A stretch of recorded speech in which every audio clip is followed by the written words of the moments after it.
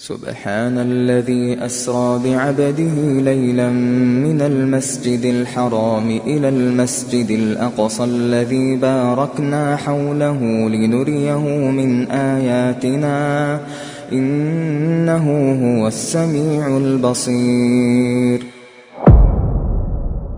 मुझे ये जो ड्रीम्स थे ये बचपन से ही आ रहे थे।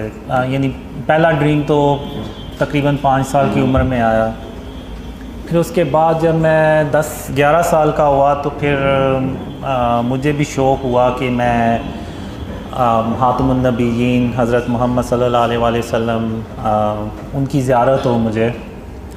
तो उसमें फिर मैंने काफ़ी दरूद शरीफ भी पढ़ी और काफ़ी अल्लाह से दुआ भी की, लेकिन मुझे कोई ऐसा ड्रीम नहीं आया।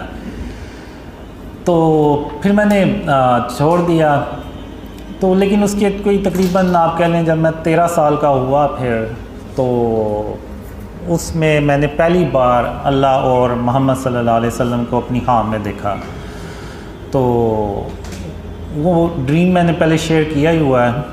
वो क्रिकेट का एक मैदान होता है, उसमें और भी मेरे हम उम्र बच्चे जो होते हैं मेरी एज के, वो हम सब क्रिकेट खेल रहे होते हैं। तो अल्लाह मोहम्मद सल्लल्लाहु अलैहि वसल्लम से पूछता है कि आपने इन बच्चों में से जो सा बच्चा चुनना है तो आप उसको चुन के तो मुझे बता दें। तो फिर हज़रत मोहम्मद सल्लल्लाहु अलैहि वसल्लम सारे बच्चों को देखते हैं और आखिर में मेरी तरफ देखते हैं और मुझे ऐसे उंगली से इशारा करके कहते हैं कि या अल्लाह मैंने इस बच्चे को चुना। तो फिर अल्लाह कहता है कि अच्छा ठीक है, अब आए यहाँ से चलते हैं।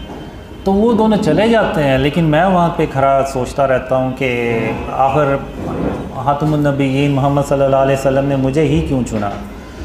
यहाँ पे मुझसे अच्छे भी बच्चे थे, लेकिन उनमें से किसी को क्यों ना चुना। तो वो ड्रीम वहीं ख़त्म हो जाता है। तो उसके बाद ये ड्रीम्स आते हैं, थोड़े बहुत आते हैं। कभी बारिश हो रही है, कभी मेरे पीछे कोई पड़ा हुआ है और मैं अल्लाह मुझे उससे बचा लेता है। तो वो मुझे बाद में पता चलता है कि वो एक्चुअली मैं दज्जाल था। तो फिर जब मैं 17 साल का होता हूँ तो ये जो ड्रीम्स का जो सिलसिला है ना, ये कंटिन्यू होता है। यानी ये चलता है। तो उस वक़्त से ये चला हुआ और ये आज तक मुझे जो ड्रीम्स है ना वो आते हैं। यानी मैं अगर मैं सोया हुआ ना, कोई 15-20 मिनट के लिए भी मैं सोता हूँ तो मुझे कोई ना कोई ड्रीम आ ही जाता है छोटा मोटा। तो ये जो सिलसिला है ना वो आज तक ऐसे ही चल रहा है। और इसमें ख़ातमुन नबिय्यीन हज़रत मोहम्मद सल्लल्लाहु अलैहि वसल्लम और अल्लाह इन्हीं ड्रीम में से कुछ ड्रीम्स होते हैं उनमें फिर वो आते हैं, और कुछ ड्रीम्स होते हैं जो उनमें नहीं आते लेकिन वो यानी आगे चल के फिर सच्चे होते हैं। तो मैं यही समझता रहा कि जो अल्लाह के जो वादे हैं, एक ड्रीम था जिसमें अल्लाह ने पहली बार मुझसे बात की, उसी में अल्लाह ने उन वादों का ज़िक्र किया था। वो ड्रीम मुझे आया था 94 में। तो उसमें अल्लाह कहता है कि कासिम, जो वादे मैंने तेरे साथ किए हैं मैं उनको पूरा कर दूँगा, और अगर मैं अपने वादे ना पूरे कर सका तो मैं तमाम जहानों का बादशाह नहीं हूँ। तो ये जो अल्लाह के वर्ड थे वो आज भी मुझे हूबहू वैसे ही याद है। तो अब मैं यहाँ पे ये समझता रहा कि अल्लाह के वादे बस ये हैं कि मुझे एक लड़की भी थी जो ड्रीम्स में आती थी। तो मुझे बस यही रहा था कि अल्लाह के वादे ये हैं कि मेरी उससे शादी हो जाएगी और हैप्पी एंडिंग हो जाएगी बस। तो मेरा कभी दूसरी तरफ ध्यान ही नहीं गया कि जो ड्रीम्स अल्लाह ने मुझे क़यामत से रिलेटेड दिखाए हैं, जिसमें आप कह लें major science of क़यामा, Yajuj Majuj, दज्जाल, ईसा अलैहिस्सलाम और फिर क़यामत के दिन के ड्रीम्स। तो मेरा उस तरफ कभी ध्यान नहीं गया। और ये मुझे ड्रीम्स आए थे 2003 से 2005 के बीच में। इस तरह के बहुत ज़्यादा ड्रीम्स आए जो दज्जाल, ईसा अलैहिस्सलाम, याजूज माजूज और साइन ऑफ क़यामा, ये जो गज़वा हिंद और जो क़यामत के दिन के बारे में ड्रीम्स थे। तो मेरा कभी ध्यान ही नहीं गया कि अल्लाह के वादे ये भी हो सकते हैं। तो 2013 में जब वो लड़की मुझे छोड़ गई और मुझे भी यकीन हो गया कि वो मुझे नहीं मिलने वाली, तो फिर मैं यानी मेरी ड्रीम की तरह की सिचुएशन, मैं अपना सर पकड़ के बैठ गया और मैंने कहा कि मेरा तो सारा मैंने अपनी ज़िंदगी ज़ाया कर दी है, तो अब जो वक़्त गुज़र गया वो वापस तो नहीं आएगा। जनवरी 2014 में अल्लाह ने मुझे एक ख्वाब में बताया कि कासिम, मैंने उस लड़की के ज़रिए तेरी 20 साल आजमाइश की। मैं देखना चाहता था कि तू अल्लाह की रहमत से मायूस होने वालों में से तो नहीं है। तो मैं ड्रीम में इवन मैंने अल्लाह से एक तरह से गिला भी किया कि आखिर तूने एक लड़की के ज़रिए मुझे क्यों आजमाया। तो अल्लाह ने कहा, कासिम, मैंने तेरे इतने साल आजमाइश करनी ही थी, चाहे उसका तरीका कुछ भी होता। तो तुम अब घर जाओ और घर जाके तो आराम करो और मैं फिर तुम्हें बताऊंगा कि तुमने आगे क्या करना है। तो 20 या 22 अप्रैल 2014 इसमें अल्लाह ने पहली बार मुझे कहा कि कासिम, जो ख्वाब मैंने तुम्हें दिखाए हैं वो लोगों से बयान करो। मैं दुनिया वालों को दिखाना चाहता हूँ कि तुम कौन हो। तो जब मैं सुबह उठा तो मैंने कहा कि ये तो बड़ा अजीब सा अल्लाह ने हुक्म दिया है। ये तो ऐसा हुक्म है कि वो यानी अगर मैं मेरे घर वाले यकीन ना करें तो जो मुझे जानता ही नहीं है तो वो कैसे यकीन करेगा इन ड्रीम्स पे। तो बहरहाल फिर मैंने कहा कि मैं खातमुन नबीयीन मोहम्मद सल्लल्लाहु अलैहि वसल्लम का वेट करता हूँ कि वो क्या हुक्म देते हैं। तो वो भी कोई 7 दिन हफ्ता 10 दिन बाद ड्रीम्स में आए, तो उन्होंने भी मुझे वही कहा कि जो ख्वाब अल्लाह ने तुम्हें दिखाए हैं वो लोगों से बयान करो।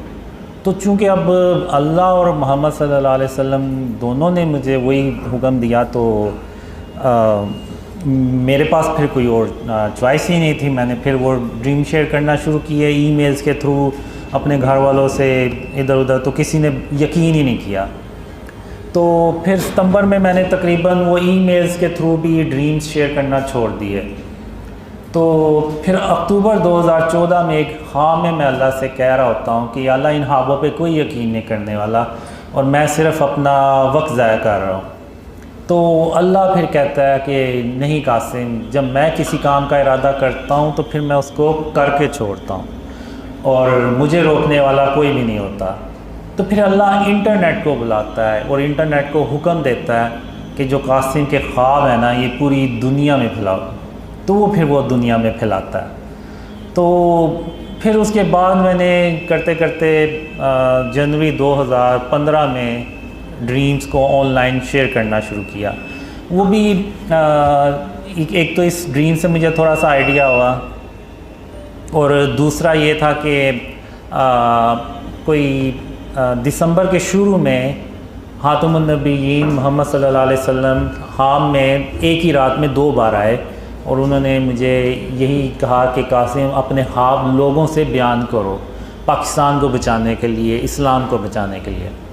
तो वो एक ही रात में 2 बार आए। तो मैंने यानी जब भी खातमुन नबीयीन मोहम्मद सल्लल्लाहु अलैहि वसल्लम एक ही रात में 2 बार ख्वाब में आए तो वो इसका मतलब होता है कि मुझे वो काम करना होता है। तो वो फिर मैंने जनवरी 2015 में स्टार्ट किए ड्रीम शेयर करना। तो वो इतने कमेंट्स बीच में नीचे इतने बुरे कमेंट्स आए, तो मैंने कहा मैंने इस काम के लिए तो नहीं ये ख्वाब शेयर करना शुरू किए थे कि लोग मुझे बुरा भला के हैं। तो वो फिर मैंने जनवरी के एंड तक ना पक्का फ़ैसला कर लिया कि मैं इन ख्वाबों को ना शेयर करना बंद कर दूँगा। तो फिर 8 फरवरी 2015 उसमें ड्रीम में खातमुन नबीयीन मोहम्मद सल्लल्लाहु अलैहि वसल्लम आए और उनकी आवाज़ जो थी ना वो बहुत ही अफसरदा थी कि ऐसे जैसे अगर मैंने ये काम छोड़ दिया तो वो उनके लिए यानी बहुत बड़ा मसला हो जाएगा। तो उन्होंने फिर मुझे कहा कि कासिम, अल्लाह की रहमत से मायूस नहीं हुआ करते और तुम इस काम को मत छोड़ो और इसको करते रहो और अल्लाह तुम्हारी मदद कर रहा है और तुम अपनी मंजिल के बहुत करीब हो। तो मैं जब सुबह उठा तो मैंने कहा कि रसूल अल्लाह सल्लल्लाहु अलैहि वसल्लम के लिए जान भी हाजिर है, तो ये तो सिर्फ बुरे कमेंट्स हैं। तो फिर मैंने कंटिन्यू किया उसको काम को, लेकिन फिर भी दिल में था मेरे कि लोग क्या कहेंगे, यानी इस तरह से क्योंकि वो कमेंट्स बहुत ही बुरे होते थे, यानी अभी भी बुरे ही करते हैं कमेंट्स। तो फिर मार्च 2015 में अल्लाह ने एक खाम में कहा, यानी उसमें एक अल्लाह मुझे कहते हैं कि कासिम इन अंधेरों में कब तक पड़े रहोगे, बाहर निकलो और उस जगह को तलाश करो जो मेरी रहमतों और बरकतों से भरी पड़ी है। तो मैं बड़ा खुश होता हूँ कि अल्लाह मुझे इन अंधेरों से बाहर निकालने आया है। तो जब मैं बाहर जाता हूँ अपने घर से, तो वहाँ पे मैं देखता हूँ 8-10 कोई भूखे शेर भरे साइज़ के वो घूम रहे होते हैं। तो मैं डर के अंदर भागता हूँ, मैं कहता हूँ कि ये तो मुझे वैसे ही कच्चा खा जाएंगे। तो मैंने फिर अंदर आके अल्लाह से भी कहा। तो इसी दौरान वो फिर 3 कुत्ते होते हैं वो जो खिड़की से अटैक करने लगते हैं, लेकिन वो फेंस लगी होती है तो वो वहीं से टकरा के तो पीछे हो जाते हैं। तो फिर मैं कहता हूँ अल्लाह से कि या अल्लाह तेरे सामने इन्होंने मेरे ऊपर हमला किया और तू मुझे ये कह रहा है कि वो शेर मुझे कुछ नहीं कहेंगे। तो फिर अल्लाह खैर उनको मार देता है और फिर अल्लाह मुझे कहता है कि कासिम या तो वो काम करो जिसका मैंने तुम्हें हुक्म दिया, या फिर इन अंधेरों में हमेशा हमेशा के लिए पड़े रहो और तुम मेरा यकीन करो, मैं तुम्हारी हिफाजत करूँगा और तुम्हें तुम्हारी मंजिल तक बाहिफाजत पहुँचाऊँगा। तो ये कह के अल्लाह वहाँ से चला जाता है। अब मैं उधर दीवार पे नीचे बैठ के तो सर टांगों में दबा के तो सोचता रहता हूँ कि और कहता हूँ कि मैं इधर भी अगर रहूँगा तो मौत मुझे यहाँ भी आ जानी है, लेकिन जैसा कि अल्लाह मुझे कहता है कि वो मेरी हिफाजत करेगा, तो मुझे अल्लाह पे भरोसा करना चाहिए और बाहर निकलना चाहिए। तो फिर मैं वो बाहर निकलता हूँ, तो वो करते करते अल्लाह मुझे बचाते आ रहता है और मैं उस जगह पहुँच जाता हूँ। तो फिर अल्लाह मुझे कहता है कि कासिम क्या मैंने तुम्हें नहीं कहा था कि मैं तुम्हें तुम्हारी मंजिल तक बाहिफाजत पहुँचाऊँगा। तो फिर मैं अल्लाह से कहता हूँ कि हाँ या अल्लाह तूने अपनी बातें सच कर दिखाई। तो यहाँ पे फिर मैं कहता हूँ अल्लाह से कि अब मैं कल अपने जितने भी मेरे काम हुए मैं वो सारे कर लूँगा। तो फिर यहाँ पे अल्लाह सीरियस हो के ना मुझे कहता है अच्छा कासिम, तो फिर मैं भी उसके बाद क़यामत कायम कर दूँगा। तो इस तरह के भी ड्रीम्स जो है ना काफ़ी मुझे आए, जिसमें क़यामत का आखिरी दिन होता है और मैंने अपने काम करने होते हैं, लेकिन मैं हर ड्रीम में किसी न किसी वजह से अपने काम कंप्लीट नहीं कर पाता। लेकिन अल्लाह अपनी रहमत से क़यामत कायम नहीं करता और एक और दिन देता है जिसमें वो फिर मैं उससे अगले दिन जो होता है ना वो अपने सारे काम कंप्लीट करता हूँ। तो फिर जब अल्लाह ने मुझे ख्वाबों का हुक्म दिया शेयर करने का, तो फिर मैंने सोचा कि कहीं अल्लाह के वादे वो तो नहीं है जो मुझे एंड ऑफ टाइम से रिलेटेड आए थे, जिसमें हम ईसा अलैहिस्सलाम से जाके मिलते हैं और फिर वो क़यामत के दिन के ख्वाब। तो मैंने कहा हो सकता है अल्लाह के वादे जो है ना वो हों। लेकिन फिर भी जब मैंने ड्रीम शेयर करना शुरू किए तो मैंने कहा बस 2-4 लोग यकीन कर लेंगे, इससे ज़्यादा नहीं करेंगे। तो लेकिन फिर अब आज मैं देखता हूँ दुनिया भर से लोग ड्रीम्स पे अल्लाह की रहमत से उसकी मदद से बिलीव कर रहे हैं, ना सिर्फ बिलीव कर रहे हैं बल्कि एफ़र्ट्स भी कर रहे हैं, उनको आगे ड्रीम्स को फैला भी रहे हैं। तो मेरे लिए तो ये मौजज़ा है अल्लाह का, आप माने या ना माने, क्योंकि आज के दौर में जब हर कोई अपने काम में बिज़ी है, किसी के पास यानी इतना टाइम ही नहीं है कि इन चीज़ों की तरफ ध्यान दे।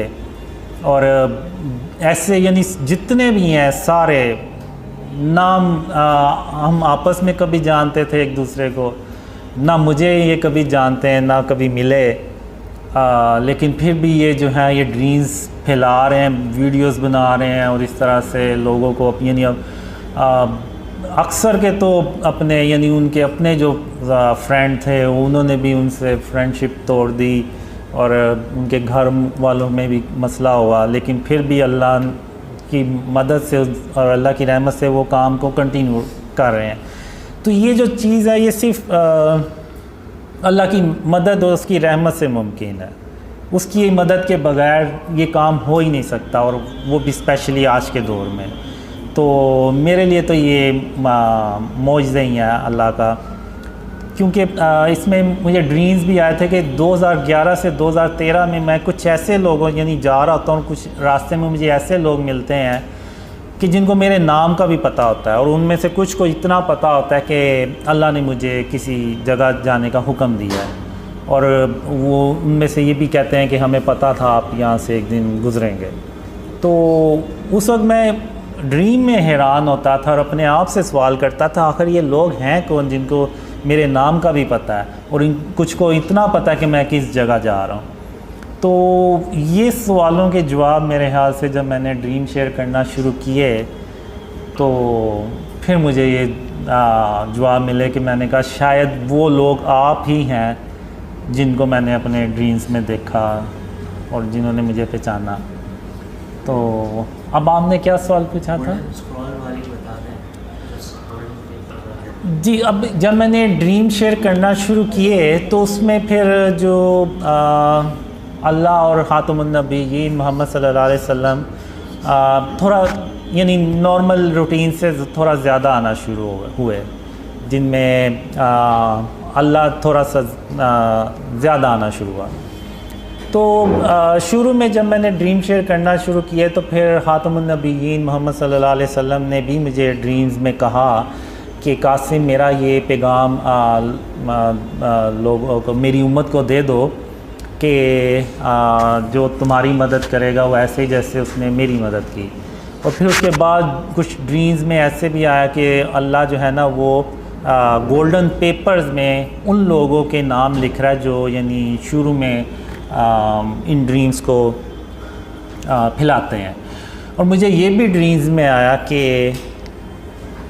इस उम्मत के जो बेहतरीन लोग होंगे वो इन ड्रीम्स पे पहले यकीन करेंगे और फिर ये ड्रीम्स फैलेंगे, फिर थोड़े से और ऊपर के लोग बिलीव करेंगे, फिर इवन फिर मीडिया से रिलेटेड लोग बिलीव करेंगे, फिर कुछ पॉलिटिशियंस इस तरह से, और फिर करते करते ये ड्रीम्स जो है ना वो इतने फैलेंगे कि जो आर्मी चीफ़ ऑफ पाकिस्तान है उनको भी इन ड्रीम्स का पता चलेगा और वो इन ड्रीम्स को सुनेंगे। तो फिर उसके बाद ख़ातमुन नबीयीन मोहम्मद सल्लल्लाहु अलैहि वसल्लम आर्मी चीफ़ को गवाही देंगे कि कासिम अपने ख्वाबों के बारे में किसी से झूठ नहीं बोल रहा, और बिल्कुल वैसे ही कुछ होने जा रहा है जैसा कि अल्लाह ने कासिम को ख्वाबों में दिखाया है। तो ये विटनेस मिलने के बाद फिर जो है ना वो काफ़ी ड्रीम्स जो है ना वो दुनिया में फिर बहुत ही ज़्यादा फैलते हैं, जिसका यानी पाकिस्तान की तरक्की और इस्लाम की सरबुलंदी से भी ताल्लुक़ है। और गोल्डन आप चाहें तो क़यामत के मंजर वाला अर्श के नीचे वाला अगर आप चाहें। अच्छा, ठीक है। अब जो क़यामत का जो दिन होता है ना, जब अल्लाह क़यामत कायम करता है, इससे पहले मैंने एक ड्रीम में अल्लाह से पूछता हूँ कि अल्लाह आखिर ये कैसे होगा कि तू क़यामत के दिन हम सब को आवाज़ देगा और हम सब तेरी तरफ दौड़ते चले जाएंगे। तो अल्लाह ने मुझे एक मिसाल दी। अल्लाह कहता है कासिम जैसे कि एक बिल्ली है और उसके छोटे छोटे दूध पीते बच्चे हैं, वो अपने बच्चों को दूध पिला के तो अपना रिज़्क़ तलाश करने के लिए बाहर चली जाती है, और फिर वो कई घंटों के बाद जब वापस आती है और उस वक्त उस दौरान उसके बच्चे जाग जाते हैं और वो अपने आप को अकेला देख के, अपनी माँ को पास ना देख के तो खौफ महसूस करते हैं कि हमारी माँ कहाँ है। तो फिर जब बिल्ली आती है और वो दूर से अपने बच्चों को आवाज़ देती है तो उसके जो बच्चे हैं वो दौड़ते चले जाते हैं अपनी अम्मी के माँ के पास, और ये नहीं देखते कि इनको कोई रास्ते में कोई ख़तरा भी हो सकता है, कोई नुकसान भी हो सकता है। नहीं, वो बस ये देखते हैं कि हमारी जो माँ है उसने हमें बुलाया। तो बिल्कुल इसी तरह मैं क़यामत के दिन जब तुम सबको आवाज़ दूँगा तो तुम सब इसी तरह मेरी तरफ दौड़ते चले आओगे और मेरे सामने हाज़िर हो जाओगे। तो अब जब मैंने देखा अपने ड्रीम्स में कि अल्लाह क़यामत कायम कर देता है, तो अब मुझे ऐसे लगता है जैसे मैं ज़मीन से उग के निकला हूँ, जैसे कोई पौधा उगता है तो उस तरह से ना मैं ज़मीन से उगाऊँ, और जैसे ही मैं उठा हूँ तो वो ऑलरेडी यानी होता है कि मैंने अल्लाह रब्बुल आलमीन के पास जाना है, यानी उसके सामने जाना है। तो अब मैं उधर ऐसे तेज़ तेज़ चलता हुआ ना, तो जैसे अल्लाह ने ऑलरेडी मुझे बताया हुआ कि मैंने कहाँ जाके खड़े होना है, तो मैं उधर जाता हूँ और जाके खड़ा हो जाता हूँ। तो वहाँ पे खातमुन नबिय्यीन मोहम्मद सल्लल्लाहु अलैहि वसल्लम पहले से आगे खड़े होते हैं। तो अब जो अल्लाह का क़यामत के दिन जो अर्श होता है ना, उसका साया जैसे शाम का साया होता है ना, तो लंबा हो जाता है। तो ये अब जैसे ये अल्लाह का अर्श का साया है और इधर ये बाकी मैदान है, और सूरज इस तरफ होता है, काफ़ी बड़े साइज़ में होता है। तो उसका जो ऐसे रोशनी आती है तो अल्लाह के अर्श के जो साया ना, वो ऐसे एक लंबा साया बन जाता है। तो सबसे आगे खातमुन नबिय्यीन मोहम्मद सल्लल्लाहु अलैहि वसल्लम खड़े होते हैं, फिर उसके पीछे आप सल्लल्लाहु अलैहि वसल्लम की जो उम्मत होती है वो, फिर जब उसके बाद फिर हज़रत इब्राहीम अलैहिस्सलाम और उनकी उम्मत के लोग होते हैं, फिर उसके बाद सारे दर्जा बदर्जा अल्लाह के नबी और उनके उम्मती होते हैं। तो जो मैंने ड्रीम्स में देखा है, खातमुन नबिय्यीन मोहम्मद सल्लल्लाहु अलैहि वसल्लम की उम्मत की जो तादाद है वो बहुत ज़्यादा होती है बाकी नबियों की उम्मतों से।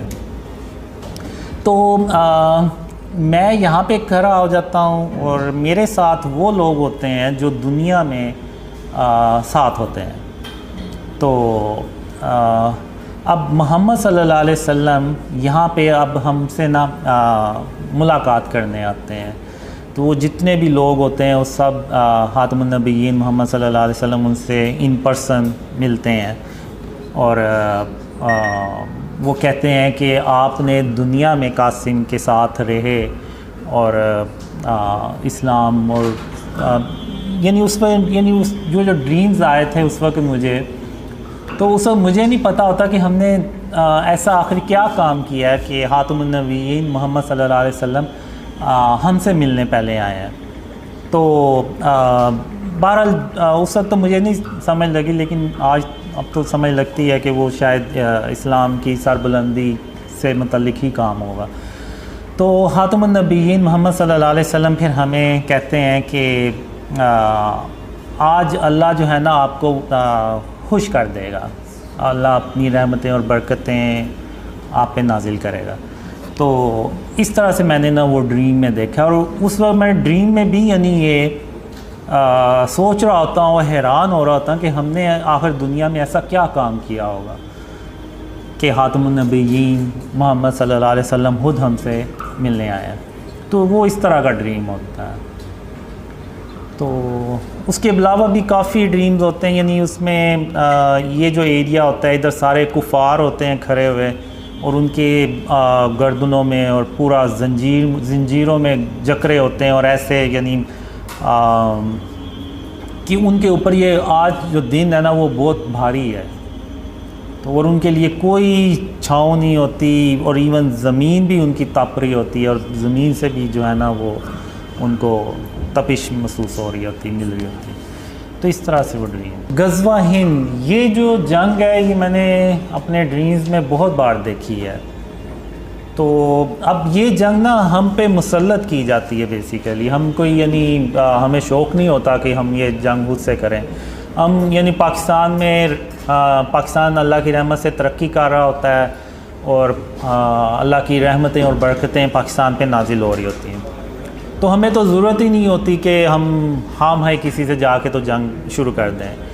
अब होता ये है कि मिडल ईस्ट में जो जंगें हैं ना वो हो रही होती हैं, जिसमें तुर्की और अरब कंट्रीज़ जो है ना वो बहुत बुरी तरह से तबाह हो रहे होते हैं।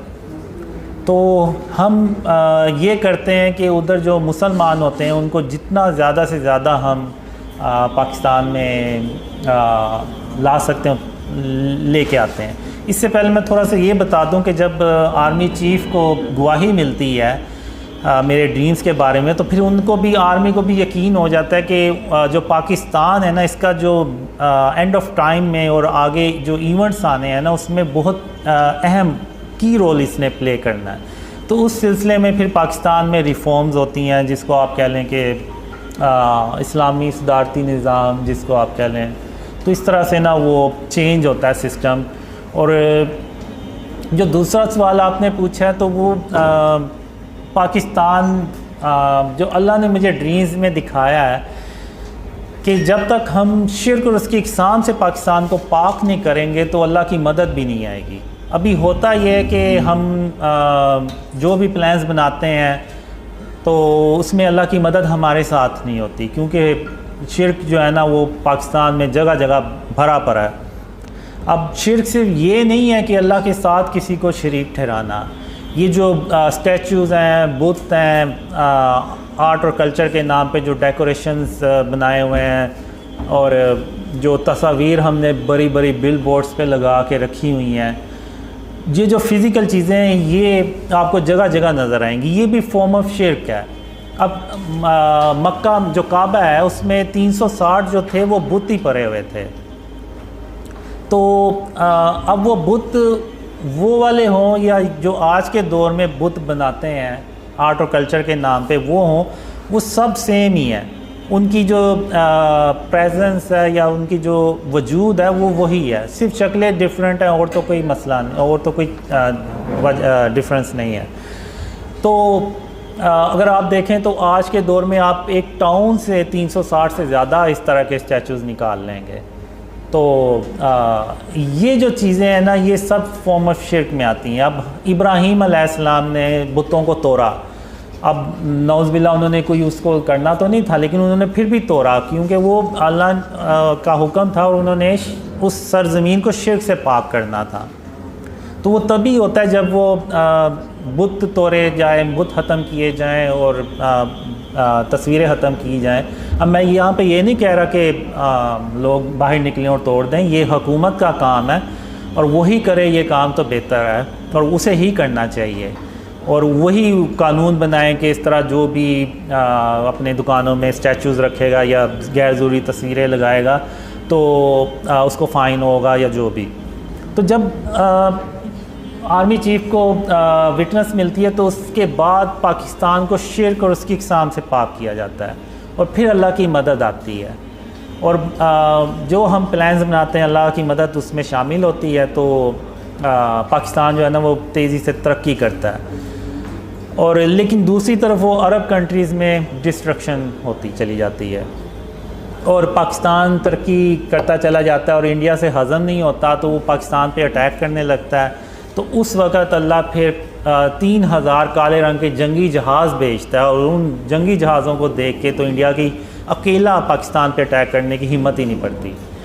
तो चूँकि अब पाकिस्तान तरक्की कर रहा होता है तो जो दुनिया के बाकी के मुल्क होते हैं ना उनको भी ये फ़ियर आना शुरू हो जाता है कि अगर हमने पाकिस्तान को ना रोका तो ये कल को हमारे ऊपर हुकूमत करेगा।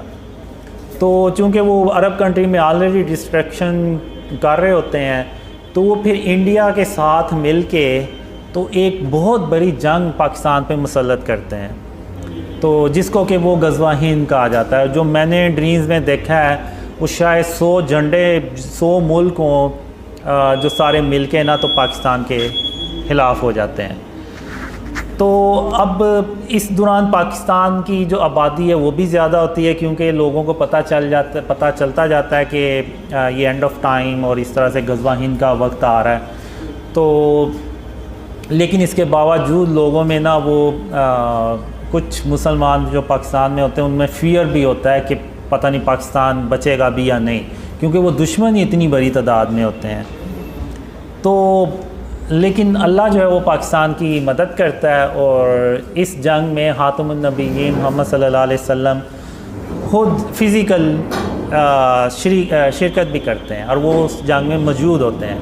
लेकिन वो जो सरबराह होता है उसके इल्म में होता है या कुछ जो लोग होते हैं करीबी उनको पता होता है कि ख़ातमुन नबिय्यीन मोहम्मद सल्लल्लाहु अलैहि वसल्लम भी इस जंग में शरीक हैं। तो अब जो मैंने ड्रीम्स में देखा है कि पाकिस्तान का 10% से ज़्यादा जो है ना वो नुकसान नहीं होना चाहिए इस जंग में। और फिर जब जंग शुरू होती है तो अल्लाह मदद करता है और पाकिस्तान जो है ना वो हिंदुस्तान को ना डिफ़ीट कर देता है।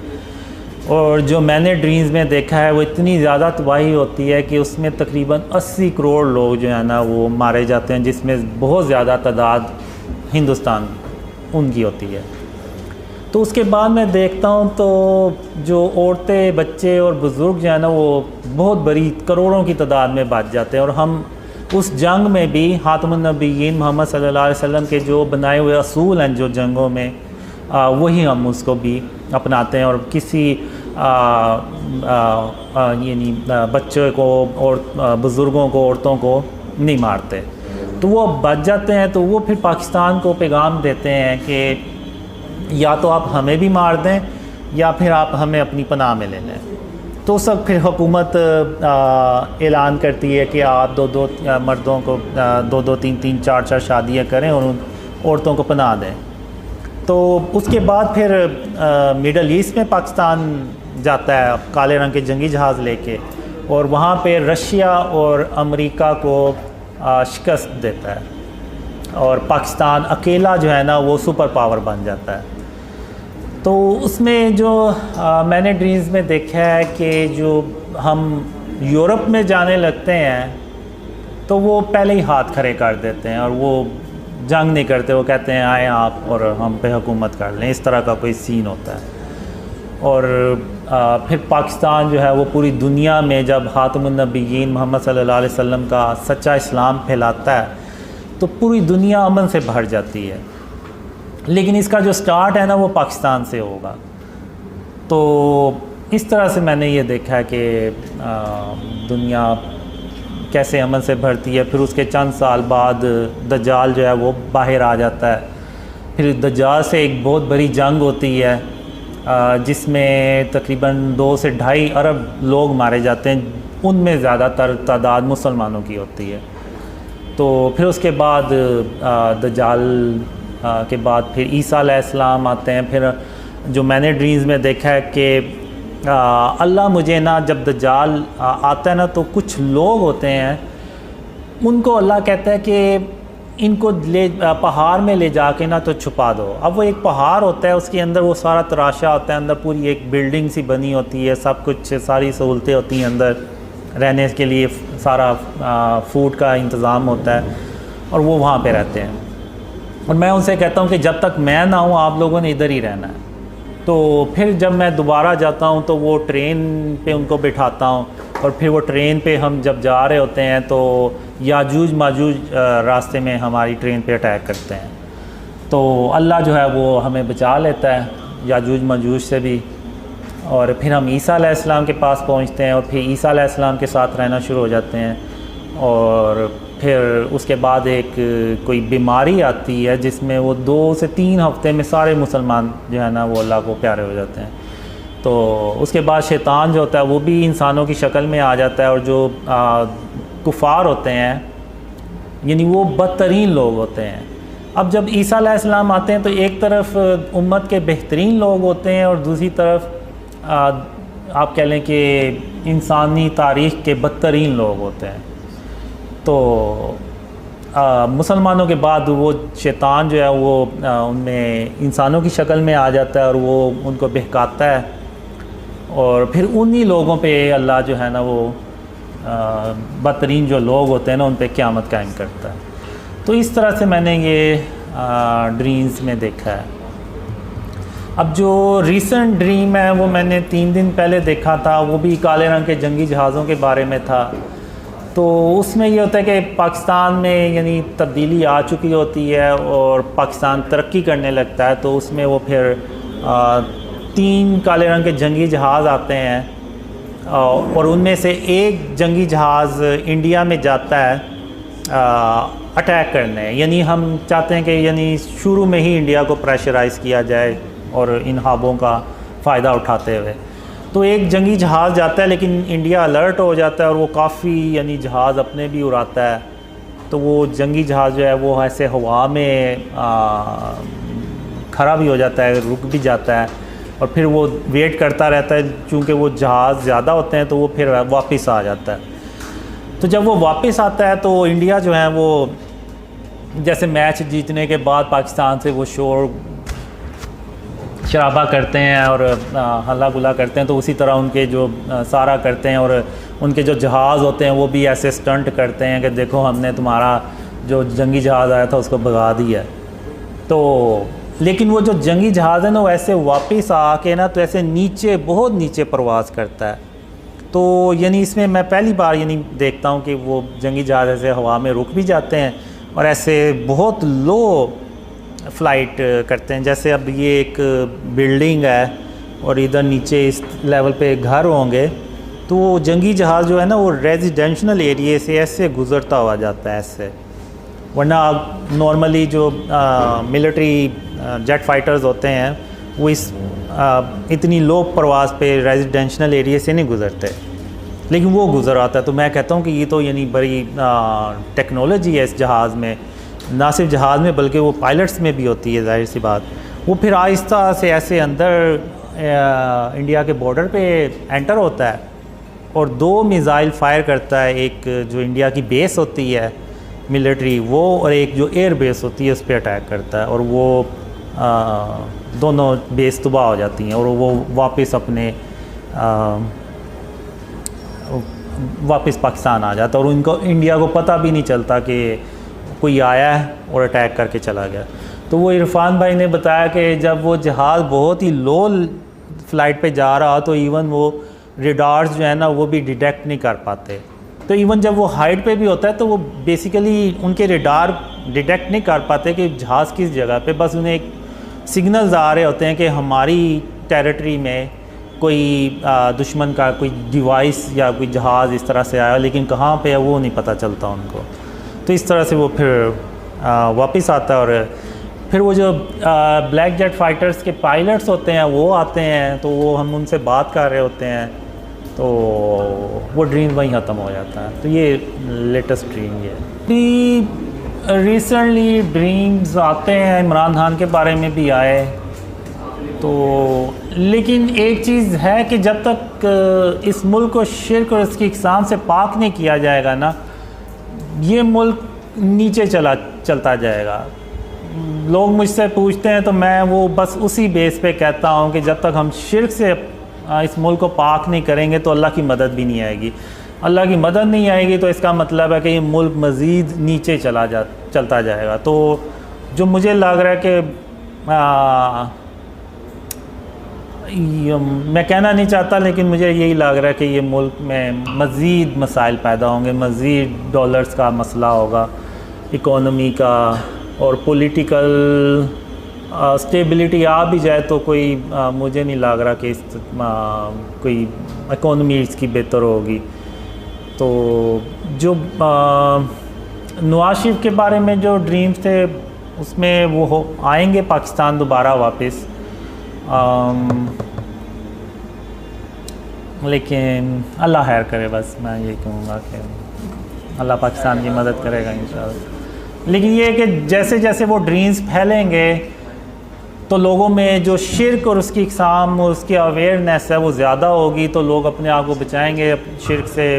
एक कोशिश जो है ना, अगर वही हम स्टार्ट कर दें तो अल्लाह को वो कोशिश भी पसंद आ जाएगी। और मैंने जब आप देख लें बहुत से लोग मेरी बातें करते हैं, मेरी दाढ़ी नहीं है, मैं नमाज़ें भी नहीं पढ़ता, तो ये वो, तो अल्लाह ने मुझे बहुत ज़्यादा ड्रीम्स में बताया, कहा कि अल्लाह क़यामत के दिन सारे गुनाह बख्श देगा लेकिन शिर्क कभी माफ़ नहीं करेगा। लेकिन नौज़ुबिल्लाह इसका मतलब ये नहीं कि वो मैं ये कह रहा हूँ कि नमाज़ें नहीं पढ़नी चाहिए, दाढ़ी नहीं रखनी चाहिए, रखनी चाहिए। लेकिन अल्लाह ने मुझे ये भी कहा है ड्रीम में कि जो नमाज के बारे में सवाल है ना वो सिर्फ़ अल्लाह रब्बुल आलमीन किसी से कर सकता है, क्योंकि नमाज एक इंसान सिर्फ़ अल्लाह के लिए पढ़ता है। ये नहीं है कि किसी और के लिए पढ़ रहा है, तो वो जाहिर सी बात है जिसके लिए हम नमाज़ पढ़ते हैं वही अल्लाह जो है ना वो सवाल करने का हक़ भी रखता है। तो मुझे अल्लाह ने ड्रीम में यही कहा कि अल्लाह जो है ना वो ये अल्लाह ही पूछ सकता है किसी से कि वो नमाज़ पढ़ता है या नहीं।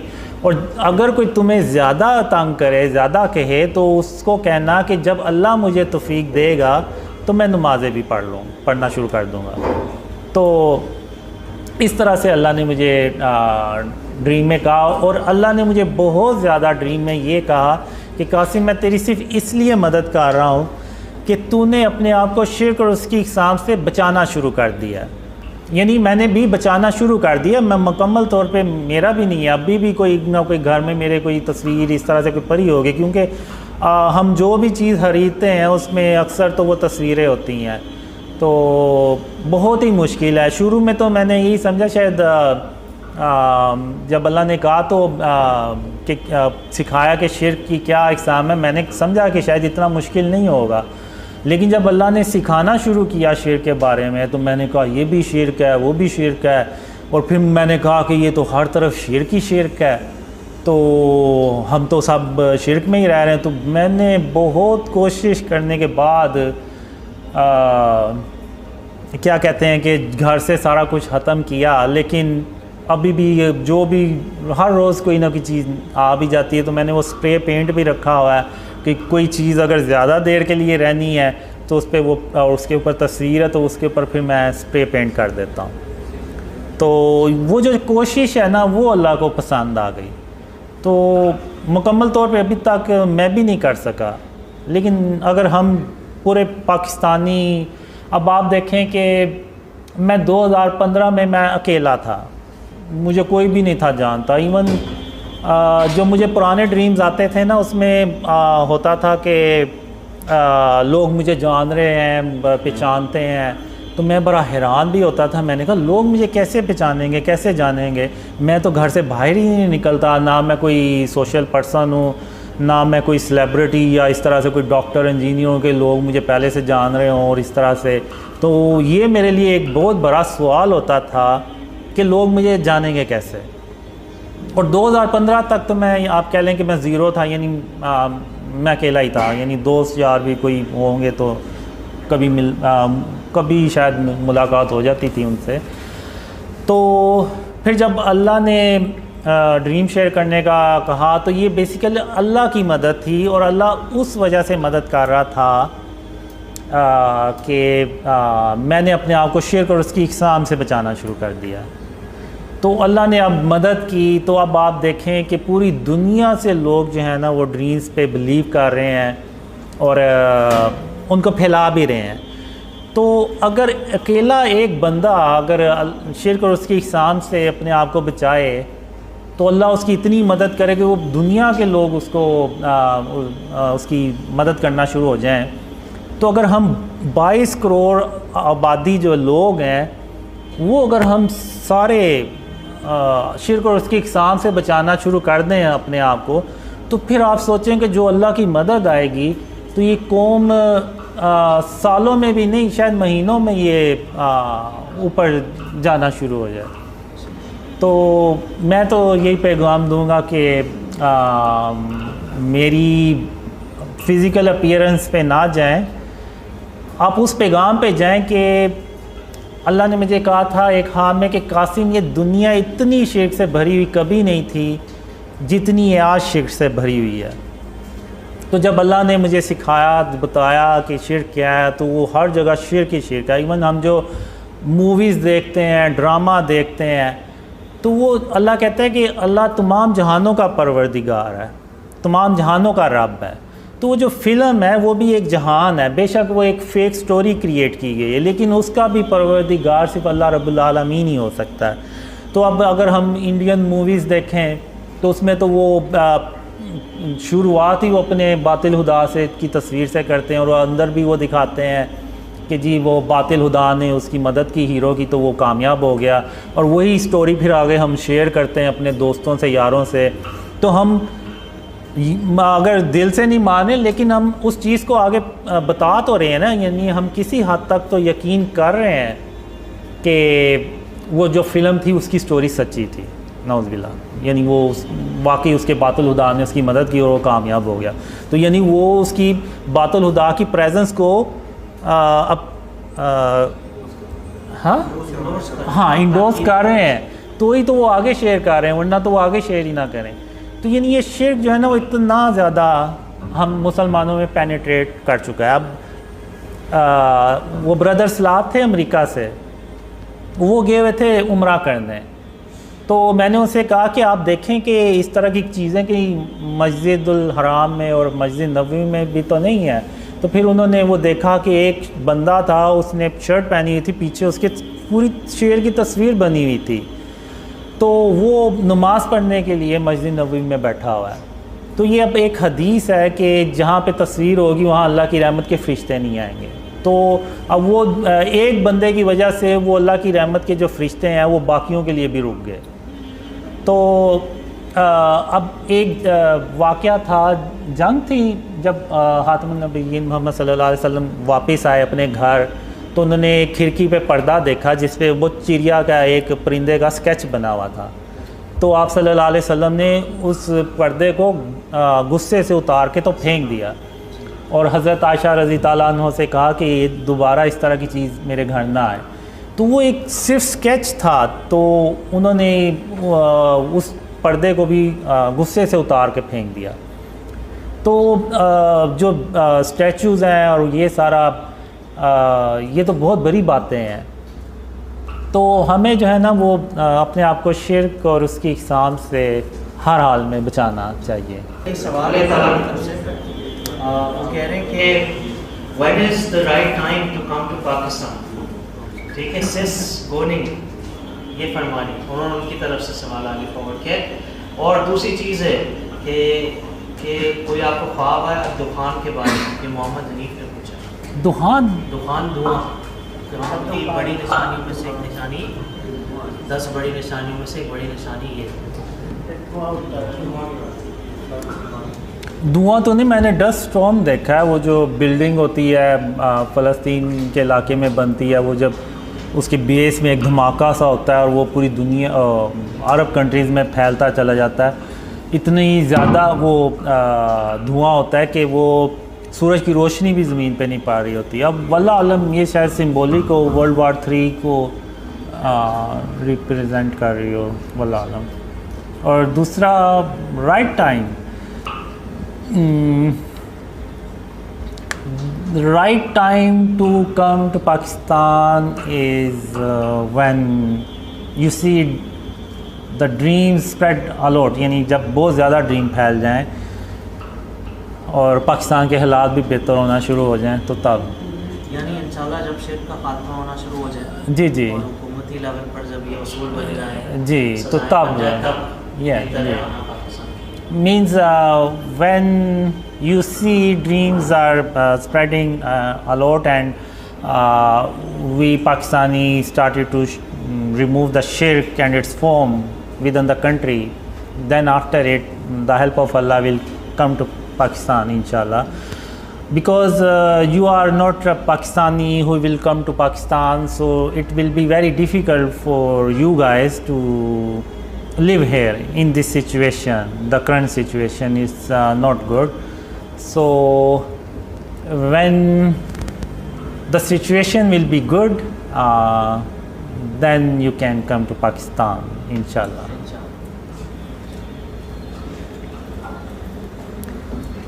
For the Zoom meeting, we were talking about shirk and its form, and I shared my story, how dreams started to come and how Allah helped us, and we talk about Ghazwa Hind, and we talk about current situation, and I shared our latest dream about black jet fighters, which is Brother Talha already translated. So inshallah I will try to share that dream inshallah. ठीक है ज़ीशान, पहला सवाल आप पूछ लें। कासिम भाई अभी ना। अस्सलाम वालेकुम कासिम भाई। वालेकुम सलाम। कासिम भाई, मेरा ये सवाल है आपसे, जैसा कि आपने कहा कि आपने ड्रीम देखा था किसी आर्मी चीफ को आप सल्लल्लाहु अलैहि वसल्लम ख्वाब में आते हैं, और फिर उसके बाद वो आपसे मुलाकात होती है और आप अपने ड्रीम्स का बताते हैं। मेरा सवाल ये है यहाँ पे कि क्या आपके फादर में कोई स्ट्रेटजी बताई गई है शिर्क के अलावा भी कि किस तरह कैसे मतलब कौन से स्टेप पहले लिए जाएंगे, कौन से स्टेप बाद में लिए जाएंगे पाकिस्तान में रिफॉर्म्स करने के हवाले से? बहुत शुक्रिया। अस्सलाम वालेकुम। वालेकुम सलाम। जो आर्मी चीफ़ को जब विटनेस मिल जाती है तो फिर आर्मी जो होती है ना वो ये यकीन कर लेती है कि पाकिस्तान को आने वाले इवेंट्स में एक बहुत बड़ी रिस्पॉन्सिबिलिटी प्ले करनी है, और उसके लिए जाहिर सी बात है जब तक पाकिस्तान की इकोनॉमी स्टेबल नहीं होगी, मुल्क तरक्की नहीं करेगा तो ये चीज़ें भी नहीं होंगी। इवन एक ड्रीम में मुझे ये भी आया था कि पाकिस्तान आर्मी को अपनी जो तादाद है वो डबल कर लेनी चाहिए ताकि वो आने वाले इवेंट्स को इजीली हैंडल कर सके। तो इसके बारे में शिर्क के अलावा जो मुझे बहुत ज़्यादा ड्रीम्स में आया है कि क्या करना चाहिए। पहले तो यानी जो ड्रीम्स में आया कि वो ये है कि जो निचला तबका है, जो गरीब तबका है, उसको हमने खुशहाल बनाना है। जब नीचे वाली लेवल पे खुशहाली आएगी तो उसका जो असर है ना वो ऊपर तक जाएगा। तो इसमें फिर जो हमारी करंट रोड्स हैं और इसका जो सेवरेज सिस्टम है, इस तरह से ये भी ड्रीम्स में आया कि ये भी कैसे हमें करना चाहिए। और जो मैंने पुराने ड्रीम्स में देखा है उसमें ये है कि हम एक ऐसा सिस्टम लेके आते हैं इकोनॉमी का कि जो इवन यूरोप के, अमेरिका के जो कंट्रीज़ हैं ना वो भी सरप्राइज होते हैं कि ये कैसा सिस्टम लेके आए। इवन हेल्थ का सिस्टम जो मैंने ड्रीम्स में देखा है कि वो हम एक टावर्स लगाते हैं, जैसे अभी आप देखें ना तो टावर्स लगे हुए हैं मोबाइल नेटवर्क के, तो वो जो टावर्स होते हैं ना वो लोगों को स्कैन करते हैं कि इनमें कोई बीमारी तो नहीं डेवलप हो रही कि उनको पता ना चल रहा हो। अक्सर तो नहीं पता चलता जब तक कि वो सिम्टम्स ना आए, तो वो पहले से ही सिम्टम्स आने से पहले ही वो डिटेक्ट करके तो उसको यानी शुरू में उस बीमारी को पकड़ने की उन टावर्स में ना वो होता है कि वो अलर्ट कर देते हैं। और इसके अलावा फिर हम जो रोड्स के इर्द गिर्द ऐसे मशीन्स होती हैं जिसमें से वो आप कह लें कि कोई जैसे मिस्ट से नहीं निकलती उस तरह से वो निकलती है कि जो इर्द गिर्द के वायरस है ना, बैक्टीरिया, उनको मार सके। क्योंकि वो जितने भी वो हमने उस वक्त जो ड्रीम में होता है कि वो ज़्यादातर जो वायरस और बैक्टीरिया ट्रैवल करते हैं वो रोड्स और इस तरह से जो ट्रैवलिंग करते हैं लोग उनके थ्रू फैलती, तो उसके लिए वो चीज़ होती है। तो इस तरह से ड्रीम्स में आया। और फिर इतना मैंने देखा है कि पाकिस्तान में इतनी खुशहाली आती है कि कोई यानी आपको गरीब नहीं मिलता कि कोई जिसको कोई ज़रूरत हो खाने की या इस तरह से, तो इतनी यानी अल्लाह की रहमतें और बरकतें देखी हैं। लेकिन ये होता तभी है जब हम शिर्क और उसकी इक़साम से अपने आप को बचाना शुरू करते हैं। क्योंकि एक सूरह सबा में अल्लाह ने एक कौम का ज़िक्र किया हुआ है जो हर तरह से खुशहाल थी और उसमें कोई बुराई नहीं थी, सारे यानी नेकूकार लोग थे, उनमें कोई भी बुराई नहीं थी। तो अल्लाह ने उनको 2 बाग दिए हुए थे जो कसरत से फल लगते थे उनमें, और उसको बेच के तो वो अपनी इकोनॉमी चलाते थे और जो भी उनमें खुशहाली थी वो उन बागात की वजह से थी। लेकिन आहिस्ता आहिस्ता उन लोगों ने ये कहना शुरू कर दिया कि ये जो बाग है ना, ये हम मेहनत करते हैं तो ये फल लेके आते हैं। तो अल्लाह ने उन फलों को ना मुर्दा कर दिया। और फिर अल्लाह ने उस कौम से सवाल किया कि अब भी तो तुम उतनी ही मेहनत करते हो जितनी पहले करते थे, तो अब ये ऐसे फल क्यों नहीं लगते जिनको तुम बेच सकते हो या तुम खा सकते हो।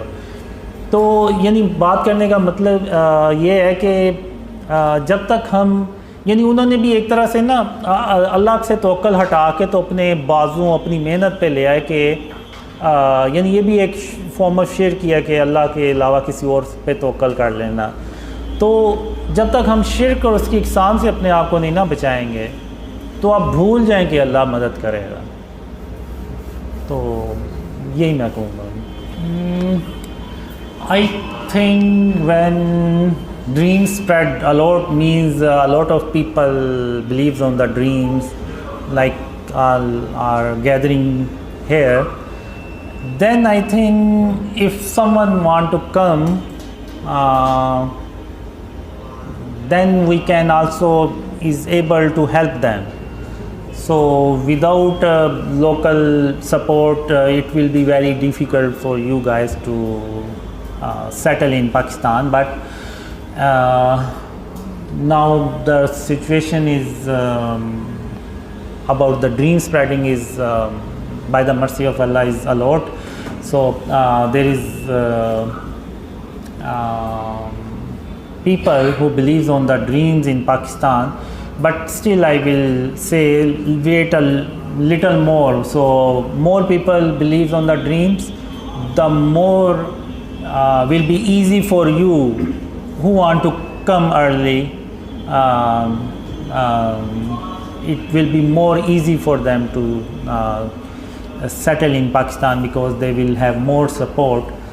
But still I will say wait for the right time to come to Pakistan, inshallah. I think Qasim bhai answered this before also. So you should listen to Qasim bhai and obey, and he's telling you to come at a later point in time. So you should obey, you should look for the signs. When it's the appropriate time, you should come. Also, there is a hadith from Rasulullah sallallahu alaihi wasallam, which means that if you're presented with two paths, you should choose the easier one. Do not put yourself in a test that you cannot withstand. So be careful what you wish for. Okay, moving on to the next question. Question number 6. शिर्क में बातें का शिर्क भी शामिल है। लोग कहते हैं तो हैं कि हम अल्लाह को अव्वल तरजीह देते हैं, मगर उनके अमल अव्वल तरजीह वाले नहीं होते, जैसे कि अल्लाह का हक है। ऐसा क्यों? फ्रॉम सनोवर। मतलब लोग बातों से भी शिर्क करते हैं, कहते तो कि हम अल्लाह ताला को पहले तरजीह देते हैं, लेकिन फिर जो करते हैं तो तरजीह नहीं होती, यानी अपने आप को ज़्यादा तरजीह देते हैं। मेरे ख्याल से ये चीज़ जैसे कि इरफान भाई ने भी कहा, ये चीज़ नाफरमानी में आएगी, शिर्क में नहीं आएगी। क्योंकि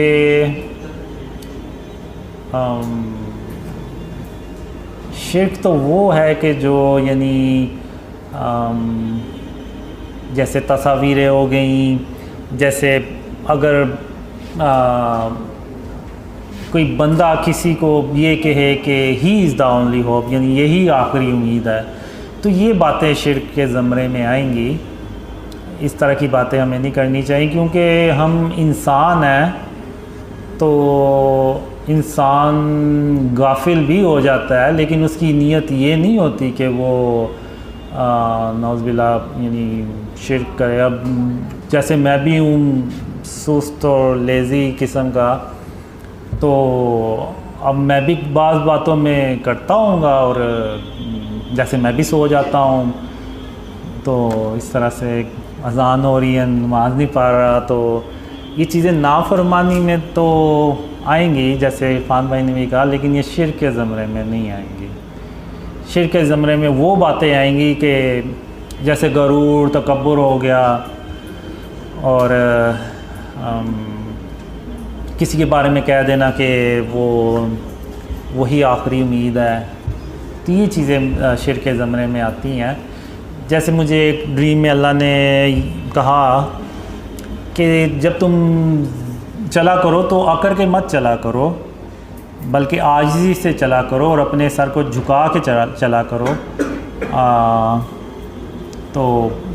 फिर एक यानी उसके बाद फिर मैंने अपने आजिज़ी से चलना शुरू कर दिया, इवन सर को भी झुका के चलना शुरू कर दिया। तो यानी किसी ने कहा कि तू क्या गर्दन नीचे करके तो चलता रहता है। तो फिर एक दूसरे ड्रीम में हातिमुन नबिय्यीन मोहम्मद सल्लल्लाहु अलैहि वसल्लम ने मुझे कहा कि कासिम तुम इस नियत से सर को झुका के चला करो कि अगर मैं यानी इंसान ना होता और मुझे दुनिया के काम ना करने होते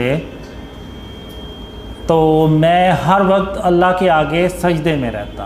तो इस नियत से तुम सर को झुका के चला करो।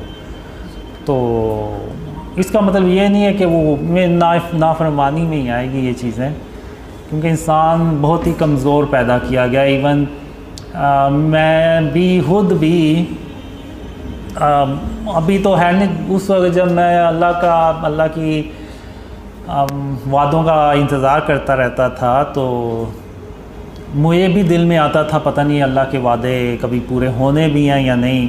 फिर एक ड्रीम भी आया मुझे जिसमें अल्लाह सारे अपने वादे मुझसे किए हुए पूरे करता भी है, और अल्लाह मुझे कहता भी है कि कासिम अब तुम्हें कोई मुझसे गिला शिकवा तो नहीं है, मैंने सारे अपने वादे पूरे कर दिए हैं। तो फिर मैं अल्लाह से कहता हूँ कि या अल्लाह बस मुझे एक शख्स को कत्ल करने की इजाज़त दे दे।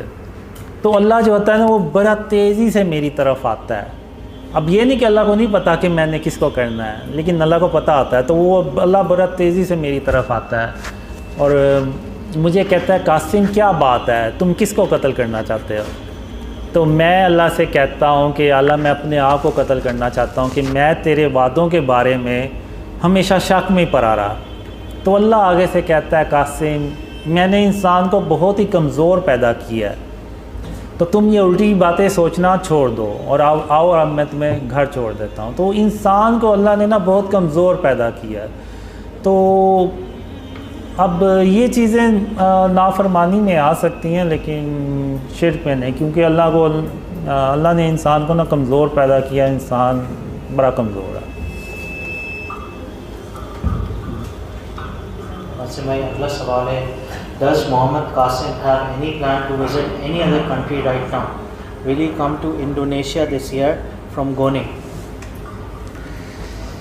I always wish that I will be like you guys.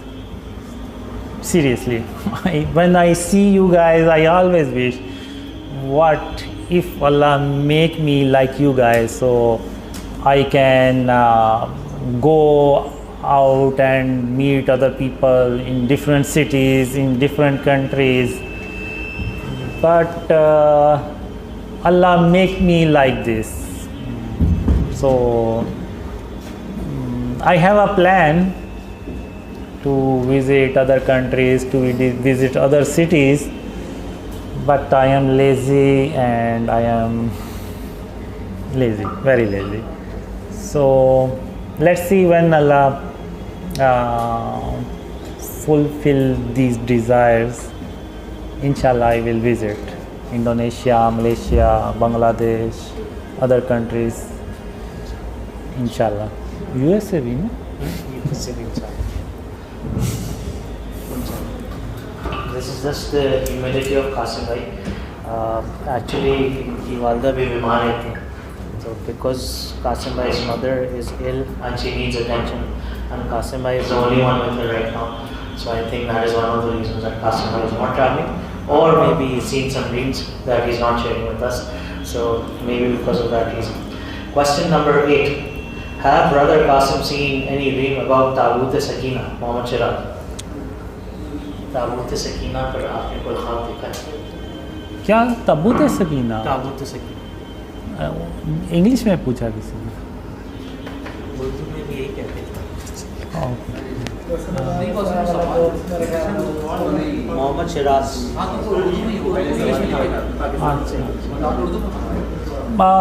Actually, I don't see any dream like this. Tabut Sakina is a box, big box. Yes, something like that. ये तो you would know, ये also know. No, I did not see any dream like this. Sorry, मैंने इस तरह का कोई dream नहीं देखा अभी।